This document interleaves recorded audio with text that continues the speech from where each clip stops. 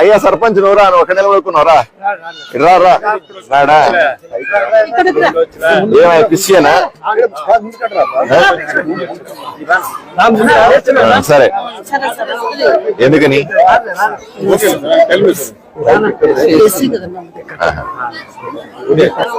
ఎందుకని ఆదోని శాసనసభ్యుడు బీజేపీ పార్టీకి ప్రాతినిధ్యం వహిస్తూ ఉన్నాడు.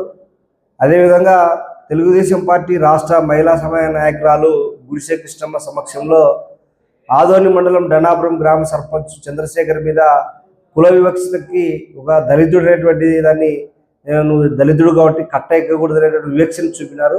ముందుగా వాళ్ళిద్దరి మీద స్థానిక శాసనసభ్యుడు పాఠశాల గారి మీద గుడిసె కృష్ణ మీద SC/ST కేసు నమోదు చేయాలని చెప్పేసి సిపిఐ నంద్యాల జిల్లా సమితి నుంచి మేము డిమాండ్ చేస్తూ ఉన్నాం.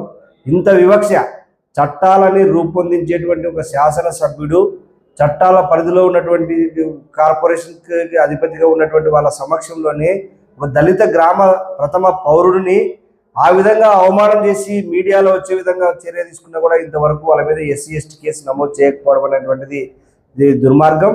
కాబట్టి ప్రభుత్వం వెంటనే ఈరోజు ఖచ్చితంగా SC/ST కేసు నమోదు చేయాలని చెప్పి వాళ్ళ వివక్షకు వాళ్ళ మనసులో ఉన్నటువంటి భావాన్ని ఆ రోజు కట్ట మీద ఎక్కకూడదు కిందనే ఉండాలనేటువంటి దాని మీద మేము సిపిఐగా ఖండిస్తూ ఉన్నాం.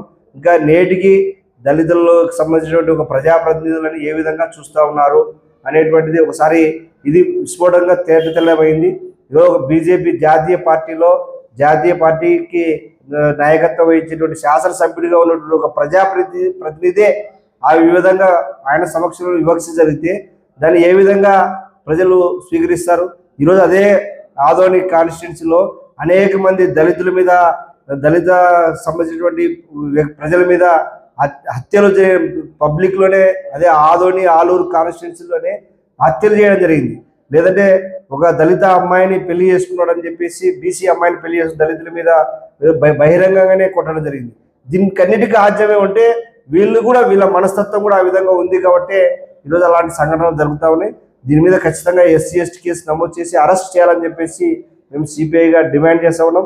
ఎమ్మెల్యే పార్సారథి మీద తెలుగుదేశం పార్టీ నాయకురాలు గుడిసె కృష్ణ మీద ఇద్దరి మీద SC/ST కేసు నమోదు చేసి అలాంటి గ్రామాలు ఇంకెక్కడైనా ఉన్నా కూడా ముందుగానే ఉన్న అధికారులు కూడా ఈరోజు ఒక ఎమ్మెల్యే ప్రోగ్రాంలో ఆయన దళిత సర్పంచ్గా ఉండి ఆయన మీదనే వేదిక మీదకి పిలిచలేదనేటువంటి ఒక ఎంత అహంకారం ఉందో ఒకసారి అర్థమవుతా ఉంది. కాబట్టి ఇలాంటి సంఘటనలు పునరావృతం కాకుండా చర్యలు తీసుకోవాలని చెప్పేసి సిపిఐగా డిమాండ్ చేస్తా ఉంది.